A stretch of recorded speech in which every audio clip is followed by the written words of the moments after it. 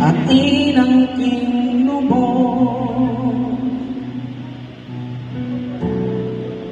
Ang tanging alay ko sa'yo, aking ama, ay